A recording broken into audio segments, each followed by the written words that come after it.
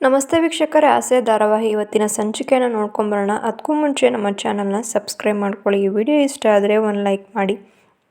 ಬನ್ನಿ ನೇರವಾಗಿ ವಿಡಿಯೋಗೆ ಹೋಗೋಣ.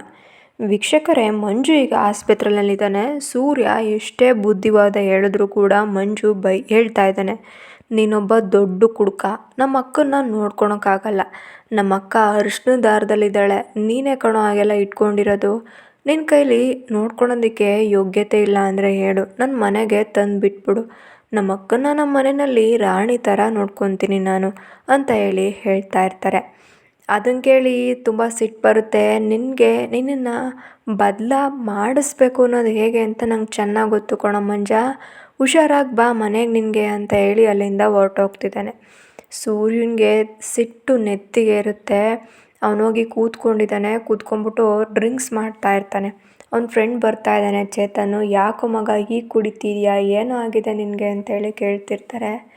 ಅಲ್ವೋ ಚೇತ ಅಂತ ಬಚ್ಚಾಗಳೇ ನನ್ನ ಹತ್ರ ಬಚ್ಚನ್ ಥರ ಡೈಲಾಗ್ ಹೊಡ್ಯಂಗೆ ಆಗ್ಬಿಟ್ರಲ್ಲೋ.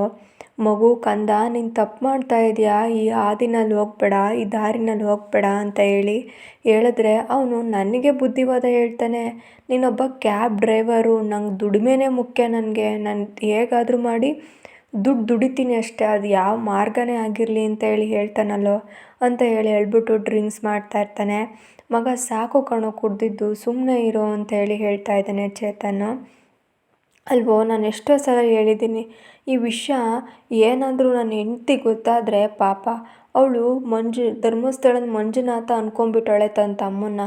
ಅವನು ಈ ಥರ ಕಳ್ತನ ಮಾಡ್ತಿದ್ದಾನೆ, ಪಿಕ್ ಪಾಕೆಟ್ ಮಾಡ್ತಾ ಇದ್ದಾನೆ ಅಂತ ಗೊತ್ತಾಗಿದ್ರೆ ಅವನು ಎಷ್ಟು ಅಂತ ಬೇಜಾರು ಮಾಡ್ಕೊತಾಳೋ ಅವಳು ಅಂತ ಹೇಳ್ತಾ ಇರ್ತಾರೆ. ಹಾಗೆ ಅವನು ಕೂಡ ಸಮಾಧಾನ ಮಾಡ್ತಾ ಇದ್ದಾನೆ. ಸಮಾಧಾನ ಮಾಡಿ ಹೇಳ್ತಾ ಇದ್ದಾನೆ, ಇಲ್ವೋ ಸರಿಯಾಗುತ್ತೆ, ಅವ್ನ ಬದಲು ಮಾಡೋಣ, ಏನಾದರೂ ಸರಿ ಮಾಡೋಣ, ಸುಮ್ಮನಿರು ಅಂತ ಹೇಳ್ತಾ ಇದ್ದಾರೆ. ಇನ್ನೊಂದು ಕಡೆಯಲ್ಲಿ ತನ್ನ ಫ್ರೆಂಡಿಗೆ ಫೋನ್ ಮಾಡ್ತಾ ಇದ್ದಾನೆ ಮಂಜು. ಹಾಗೆ ಸುಬ್ಬಂಗೆ ಫೋನ್ ಮಾಡ್ತಿದ್ದಾನೆ. ಏನು ಗೊತ್ತೇನೋ ಮಗ ಅಂತ ಹೇಳ್ತಿದ್ದಾರೆ. ಏನೋ ದುಡ್ಡೇನಾದರೂ ಬೇಕೇನೋ, ಎಷ್ಟು ಬೇಕು ಅಂತೇಳಿ ಅವ್ನು ಸುಬ್ಬು ಕೇಳ್ತಿದ್ದಾನೆ. ಸುಬ್ಬು ಆಗಲ್ಲ, ಇಲ್ಲಿಗೆ ಸೂರ್ಯ ಬಂದಿದ್ದ ಅಂತ ಹೇಳ್ತಿದ್ದಾನೆ. ಮತ್ತೆ ಅವನೇನಾದರೂ ಬಂದು ಜಗಳ ರಂಪಾಟ ಮಾಡ್ಕೊಂಡು ಹೋದ್ನ ಅಂತೇಳಿ ಕೇಳ್ತಿದ್ದಾರೆ. ಇಲ್ವೋ, ಅವನಿಗೆ ವಿಷಯ ಗೊತ್ತಾಗಿದೆ. ನಾವು ಒಂದು ಸಲ 1,00,000 ದುಡ್ಡು ಕದ್ದಿದ್ವಲ್ಲ ನಮ್ಮ ಅತ್ತೆ ಹತ್ರ, ಆ ವಿಷಯ ಮತ್ತು ಆ ವಿಡಿಯೋ ಎರಡೂ ಕೂಡ ಅವನ ಹತ್ರ ಇದೆ ಕಣೋ. ನಾವು ಕದ್ದಿದ್ದ ರೋಡಲ್ಲಿ CCTV ಇದೆ, ಹೇಗೋ ಅವನು ಹುಡ್ಕೊಂಬಂದಿದ್ದಾನೆ ಅಂತೇಳಿ ಹೇಳ್ತಾ ಇರ್ತಾರೆ. ಹೌದಾ, ಸರಿ, ಈಗ ಬಿಡು, ನಾನು ಸೂರ್ಯನ ನೋಡ್ಕೊಂಬಿಡ್ತೀನಿ, ಅವನ್ನ ಮುಗಿಸ್ತೀನಿ ಅಂತೇಳಿ ಹೇಳ್ತಿರ್ತಾರೆ.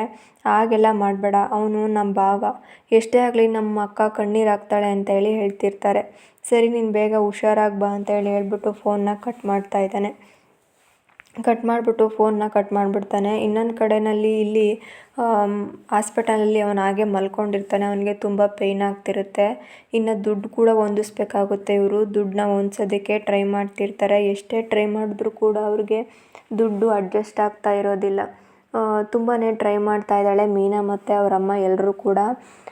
ಮೀನಾ ಹೋಗ್ಬಿಟ್ಟು ಸೂರ್ಯಂಗೆ ಫೋನ್ ಮಾಡ್ತಿದ್ದಾರೆ.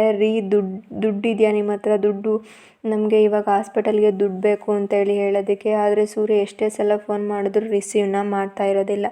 ಹೇಗೋ ಅವಳಿಗೆ ಒಂದು ವಿಷಯ ಗೊತ್ತಾಗುತ್ತೆ. ಹಾಸ್ಪಿಟಲಲ್ಲಿ ಡಾಕ್ಟ್ರು ತುಂಬ ಒಳ್ಳೆಯವರಂತೆ ಅಮ್ಮ, ಅವ್ರ ಹತ್ರ ಒಂದು ಸಲ ಮಾತಾಡೋಣ ಅಂತೇಳಿ ಹೋಗ್ತಾ ಇದ್ದಾರೆ. ಡಾಕ್ಟ್ರ್ ಹತ್ರ ಚೇಂಬರ್ಗೆ ಹೋಗ್ತಾ ಇದ್ದಾಳೆ ಮೀನಾ. ಡಾಕ್ಟ್ರು ಕೂಡ, ಮೀನಾ ಅವರೇ, ನಿಮ್ಮ ಹತ್ರ ಮಾತಾಡಬೇಕಿತ್ತು. ಏನಂದರೆ ನಿಮ್ಮ ತಮ್ಮನಿಗೆ ಯಾವುದಾದ್ರೂ ಕುಡಿಯೋ ಹ್ಯಾಬಿಟ್ಟು ಬೇರೆ ಏನಾದರೂ ಇದೆಯಾ, ಅವನು ಕಾಲೇಜ್ಗೆ ಕರೆಕ್ಟಾಗಿ ಹೋಗ್ತಿದ್ದಾನ, ಒಳ್ಳೆ ಫ್ರೆಂಡ್ಸ್ ಇದ್ದಾರಾ ಅಂತ ಎಲ್ಲ ಕೇಳ್ತಾ ಇದ್ದಾರೆ. ಹೌದು ಡಾಕ್ಟರ್, ಅವನು ತುಂಬ ಒಳ್ಳೆಯವನು, ಅವನು ಬೇರೆಯವ್ರ ಥರ ಅಲ್ಲ ಅಂತ ಹೇಳ್ತಿರ್ತಾರೆ. ಮೀನಾ ಅವರೇ, ಏನಂದರೆ ಅವನಿಗೆ ಯಾರೋ ಬೇಕು ಅಂತ ಬಲವಾದರು ಕೈನ ಮುರಿದಿದ್ದಾರೆ, ಅದರಿಂದ ಆ ಥರ ಆಗಿದೆ. ಅವನಿಗೆ ಯಾವುದೇ ಪೆಟ್ಟಾಗಿಲ್ಲ, ಎಲ್ಲೂ ಗಾಡಿನಲ್ಲಿ ಅವನು ಬಿದ್ದು ಆಕ್ಸಿಡೆಂಟ್ ಮಾಡ್ಕೊಂಡಿಲ್ಲ ಅಂತ ಹೇಳಿಬಿಡ್ತಾರೆ. ಇದರಿಂದ ಮೀನಾಗೆ ಶಾಕ್ ಆಗುತ್ತೆ. ನನ್ನ ತಮ್ಮ ಏನು ಮಾಡ್ಕೊಂಬಿಟ್ಟ, ಮತ್ತೆ ಜೀವನ ಹಾಳು ಮಾಡ್ಕೊಂಬಿಟ್ನಲ್ಲ.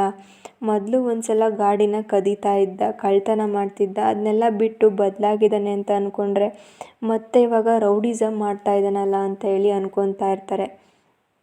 ಸರಿ ಆಯಿತು, ನಾನು ಮಾತಾಡ್ತೀನಿ ಡಾಕ್ಟರ್ ಅಂತ ಮೀನಾ ಕೇಳ್ತಾ ಇದ್ದಾಳೆ. ಏನೋ ಇದಕ್ಕೆಲ್ಲ ಕಾರಣ ಏನೋ, ಹೇಗೋ ಬಿದ್ದೆ ನೀನು, ಆಕ್ಸಿಡೆಂಟ್ ಹೇಗಾಯಿತು, ಬಾಯ್ ಬಿಡು ಮಂಜು ಅಂತೇಳಿ ಕೇಳ್ತಿದ್ದಾರೆ.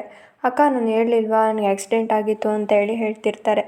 ನೋಡಿ ಮಂಜು, ಸುಳ್ಳು ಹೇಳ್ಬೇಡ, ನಿನಗೆ ಆಕ್ಸಿಡೆಂಟ್ ಆಗಿಲ್ಲ, ಯಾರೋ ನಿನ್ನ ಕೈನ ಮುರಿದಿದ್ದಾರೆ. ಯಾರು ಮುರಿದಿದ್ದಾರೆ, ಯಾರ ಹತ್ರ ನೀನು ಜಗಳ ಆಡೋದಕ್ಕೆ ಹೋಗಿದ್ದೆ ಅಂತೇಳಿ ಕೇಳ್ತಾ ಇದ್ದಾರೆ. ಆವಾಗ ಮಂಜು ಸತ್ಯ ಹೇಳಲೇಬೇಕಾಗುತ್ತೆ. ಇದಕ್ಕೆಲ್ಲ ಕಾರಣ ನಿನ್ನ ಗಂಡ ಸೂರ್ಯನೇ. ಕುಡ್ದಿದ್ದ ಮತ್ತಲ್ಲಿ ಏನು ಮಾಡ್ತಾಯಿದ್ದೀನಿ ಅಂತಲೇ ಗೊತ್ತಿರಲಿಲ್ಲ ಅಕ್ಕ ಅವನಿಗೆ. ಅವನು ಅವ್ನ ಫ್ರೆಂಡ್ ಇಬ್ಬರು ಕೂಡ ಸೇರ್ಕೊಂಡ್ಬಿಟ್ಟು ನನ್ನ ಕೈನ ಮುರಿದ್ಬಿಟ್ರು. ಎಷ್ಟೋ ಸಲ ಹೇಳಿದೆ, ಭಾವ ನಾನು ನಿನ್ನ ಬಾಮೈದ ಮಂಜು ಮಾತಾಡ್ತಿರೋದು, ನನ್ನ ಬಿಟ್ಬಿಡಿ ಭಾವ ಅಂದರೂ ಕೂಡ ಬಿಡಲಿಲ್ಲ. ಸುಮ್ಮನೆ ಹೊಡೆದಾಕ್ಬಿಟ್ರು ಅಕ್ಕ ಅಂತ ಹೇಳ್ತಿರ್ತಾರೆ. ಈಗ ಅವ್ರ ಅಮ್ಮನಿಗೆ ಕನಕ ಮತ್ತು ಇಲ್ಲಿ ಮೀನಾ ಎಲ್ರಿಗೂ ಏನು ಹೇಳಬೇಕು ಅಂತ ಗೊತ್ತಾಗೋದಿಲ್ಲ. ಅಯ್ಯೋ ಈ ವಿಷಯನ ಯಾರಿಗೆ ಅಂತ ಹೇಳೋಣಪ್ಪ, ನಮ್ಮ ಅಳಿಯಂದ್ರೆ ಈಗ ಮಾಡಿಬಿಟ್ರಲ್ಲ ಅಂತೇಳಿ ಅವರು ಆಂಟಿ ಅಳ್ತಾ ಇರ್ತಾರೆ. ಅಮ್ಮ ನಾನೋಗಿ ಮಾತಾಡ್ಕೊಂಬರ್ತೀನಿ, ಯಾಕೆ ನನ್ನ ತಮ್ಮನ ಕೈ ಮುರಿದಿದ್ದೀರಾ ಅಂತೇಳಿ ಕೇಳ್ತೀನಿ ಅಂತ ಹೋಗ್ತಿದ್ದಾಳೆ. ಅಲ್ಲಿ ಶೆಡ್ ಹತ್ರ ಹೋಗ್ತಾ ಇದ್ದಾಳೆ. ಆವಾಗ ಸೂರ್ಯನ ಬಚ್ಚಿಡ್ತಾ ಇದ್ದಾನೆ ಚೇತನ್. ಮಗ ನೀನು ಕುಡ್ದಿದ್ಯಾ, ಏನು ಕೂಡ ಮಾತಾಡಬೇಡ, ಸೈಲೆಂಟಾಗಿರು ಅಂತೇಳಿ ಕೇಳ್ತಿದ್ದಾರೆ. ಅಲ್ಲ ಅಣ್ಣ, ನನ್ನ ತಮ್ಮ ಏನು ತಪ್ಪು ಮಾಡಿದೆ ಅಂತೇಳಿ ನೀವೆಲ್ಲರೂ ಕೂಡ ಸೇರಿಕೊಂಡು ನನ್ನ ತಮ್ಮನ ಕೈ ಮುರಿದಿದ್ದೀರಾ, ಹೇಳಿ ಸತ್ಯ ಹೇಳಿ ಅಂತೇಳಿ ಕೇಳ್ತಾ ಇರ್ತಾರೆ. ನೋಡಮ್ಮ ಅದನ್ನೆಲ್ಲ ಆಮೇಲೆ ಮಾತಾಡೋಣ, ನಿನಗೆ ಆ ವಿಷಯದ ಗೊತ್ತಿಲ್ಲ ಅಂತ ಹೇಳ್ತಾ ಇರ್ತಾನೆ ಚೇತನ್ನು. ಅದೇನಾರ ಆಗಿರಲಿ, ಆ ವಿಷಯ ಗೊತ್ತಾಗಬೇಕು ನನಗೆ. ಪಾಪ ಅವನೆಷ್ಟು ಚಿಕ್ಕ ಹುಡುಗ, ಅವನಿಗೇನು ಕೂಡ ಗೊತ್ತಿರಲ್ಲ, ಅಂಥವನ ಹತ್ರ ನೀವೆಲ್ಲ ಕುಡಿದು ಗಲಾಟೆ ಮಾಡಿದ್ದೀರಲ್ಲ ಅಂತ ಹೇಳ್ತಾ ಇರ್ತಾರೆ. ಹಾಗೆ ಅಷ್ಟೊತ್ತಿಗೆ ಸೂರ್ಯ ಕೂಡ ಬಂದು ನಿಂತ್ಕೊತಾರೆ. ಈಗ ಹೊಡೆದಿದ್ದಲ್ಲಿ ತಪ್ಪೇನಿದೆ ಅಂತ ಕೇಳೋ ಮಗ ಚೇತನ್ ಅಂತ ಹೇಳ್ತಿರ್ತಾರೆ. ಓ ನೀವಿಲ್ಲೇ ಇದ್ದೀರಾ, ಸರಿ ಆಯಿತು ಬನ್ನಿ, ನಿಮ್ಮನ್ನೇ ಹುಡ್ಕೊಂಬಂದಿದ್ದೆ.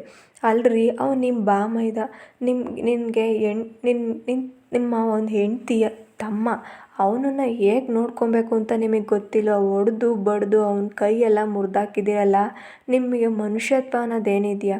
ಊರವರೆಲ್ಲ ಹೇಳ್ತಿದ್ರು ನಿನ್ನ ಗಂಡ ಕುಡ್ಕ ಅಂತ ಆದರೆ ನೀವು ನನ್ನ ಮನೆ ಮೇಲೆ ಕೈ ಮಾಡ್ತಿರಲ್ಲ, ಮನೆಯವ್ರ ಮೇಲೆ ಕೈ ಮಾಡ್ತಿರಲ್ಲ ಅಂತ ಹೇಳ್ತಾ ಇದ್ದಾನೆ. ನೋಡಿ ಮೀನಾ, ಇದ್ರ ಬಗ್ಗೆ ನಿನಗೆ ಗೊತ್ತಿಲ್ಲ, ಸುಮ್ಮನೆ ಇರು. ನಾನು ಯಾಕೆ ಹೊಡೆದಿದ್ದೀನಿ ಅಂತ ನಿಂಗೆ ಗೊತ್ತಾದರೆ ನೀನು ಕೂಡ ಹೊಡಿತೀಯ ಅಂತ ಹೇಳ್ತಿರ್ತಾರೆ. ಅಲ್ಲ ರೀ, ತಪ್ಪಾಗಿದ್ರೆ ಅವನದು ತಪ್ಪು ಅಂತ ನೀವು ಬುದ್ಧಿವಾದ ಹೇಳಬೇಕಾಗಿತ್ತು, ಹಾಗಂತ ಅವ್ನಿಗೆ ಹೊಡೆದೇ ಬಿಡೋದು, ಅದು ಕೈ ಮುರಿದೋಗೋ ತನಕ ಅಂತ ಹೇಳ್ತಾ ಇರ್ತಾರೆ. ಅವನು ಏನು ತಪ್ಪು ಮಾಡಿದ್ದಾನೆ ಅಂತ ಗೊತ್ತಾ ಮೀನಾ ನಿನಗೆ? ಅವನು ಕಳ್ತನ ಮಾಡಿದ್ದಾನೆ. ಕಳ್ತನ ಮಾಡಿ ಕೆಟ್ಟ ಹಾದಿನಲ್ಲಿ ಹಿಡಿತಾ ಇದ್ದಾನೆ ಅವನು. ಅವನಿಗೆ ಬುದ್ಧಿ ಕಲಿಸೋಕ್ಕೂ ನನ್ನ ಕೈಲೇ ಆಗ್ತಾಯಿಲ್ಲ ಅಂತ ಹೇಳ್ತಾ ಇರ್ತಾನೆ. ಸರಿ, ಅದೇನು ತಪ್ಪು ಮಾಡಿದ್ದಾನೆ ಅಂತ ಹೇಳ್ತೀರಾ? ಅವ್ನು ಕಳ್ತನ ಮಾಡ್ತಿದ್ದಾನೆ ಅಂದರೆ ನಾನು ನಂಬಲ್ಲ, ನನ್ನ ತಮ್ಮ ಆಗಲ್ಲ ಅಂತ ಹೇಳ್ತಿರ್ತಾರೆ. ಆಗ ವೀಡಿಯೋನ ತೆಗೆದು ತೋರಿಸ್ತಾ ಇದ್ದಾನೆ ಸೂರ್ಯ. ನೋಡಿ ಮೀನಾ, ನೋಡ್ಕೊ, ಕರೆಕ್ಟಾಗಿ ನೋಡ್ಕೊ, ಇದು ನಮ್ಮಮ್ಮನ ಹತ್ರ 1,00,000 ದುಡ್ಡು ಕದ್ದಿದ್ದಾನಲ್ಲ ಇವನು, ನಮ್ಮ ಮನೆಯಲ್ಲೇ ಕಳ್ತನ ಮಾಡ್ತಾ ಇದ್ದಾನೆ. ಈ ವಿಷಯ ಮನೆಯಲ್ಲಿ ಗೊತ್ತಾದರೆ ನಿನ್ನ ಮರ್ಯಾದೆ ಏನಾಗಬೇಕು ಅಂತ ಗೊತ್ತಾತಾನೆ? ನಮ್ಮಮ್ಮ ಇವಾಗಲೇ ನಿನಗೆ ಹಂಗಿಸಿ ಮಾತಾಡ್ತಾರೆ. ಇದೇನಾದರೂ ಅವ್ರ ದುಡ್ಡನ್ನೇ ಕಳ್ತನ ಮಾಡಿದ್ದಾರೆ ಅಂತ ಗೊತ್ತಾದರೆ ನಿನ್ನನ್ನು ಮನೆ ಬಿಡಿಸೇ ಓಡಿಸ್ಬಿಡ್ತಾರೆ ಮೀನಾ ಅಂತೇಳಿ ತೋರಿಸ್ತಾ ಇದ್ದಾನೆ ವೀಡಿಯೋನ.